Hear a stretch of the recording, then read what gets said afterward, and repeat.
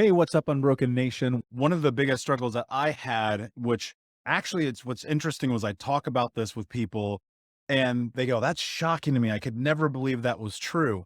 Is that I always was a people pleaser growing up. I always bent myself to the needs and the will of other people. I rarely, if ever, spoke my mind. And a lot of that's a trauma response, right? So many of us who come through traumatic experiences, we learn to turn off emotionally. We learn to turn off mentally. We stop asking for our wants, our needs, our interests. We placate, we bend, we do whatever it is that other people need in order for us to feel safe, which is one of the really difficult aspects of people who come from a traumatic background, in that ultimately the very thing that is holding you back, not being able to speak your mind, ask for your wants, needs, or interest, or to live life on your term, that is ultimately, once you cross that chasm, the very thing that is going to give you the tools that you need to start the journey to healing. And of course, the second I step out here, some dude's like chopping down a tree across the street.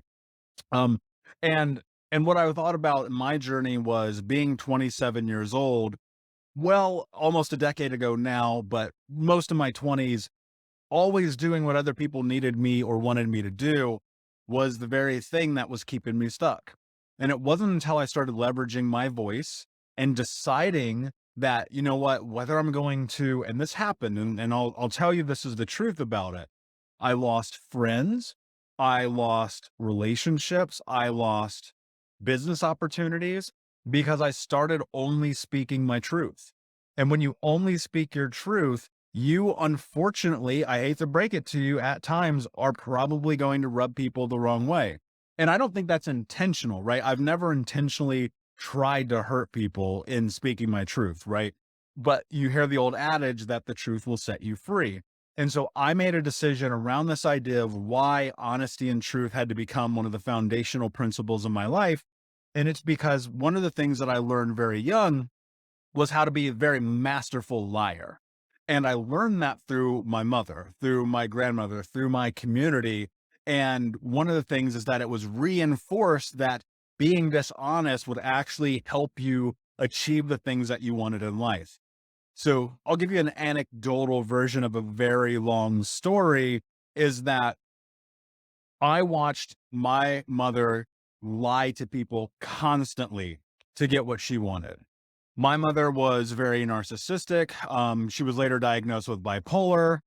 She had suicidal ideations, a lot of things. So when I recognized like her trauma and her abuse had kind of led her down that path, and it made me think about this concept and idea about generational trauma, how so often that is repeated and learned behavioral patterns. And so when you look at the fact that my mother was a liar, and then I go look at my grandmother, oh, she was always dishonest, and then so on and so forth. Well, you ask yourself, why?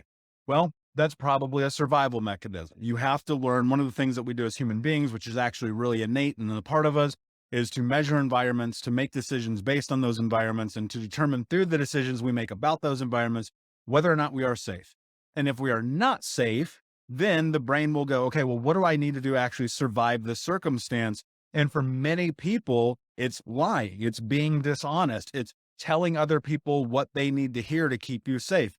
That was my mother's experience. That was her mother's experience. I'm sure ultimately that became my experience. And so in my teens and 20s, I lied all the time because I thought that's what you were supposed to do to be safe. And then I recognized that that very thing that I'm doing every single day that I believe is the thing keeping me safe is actually destroying my life.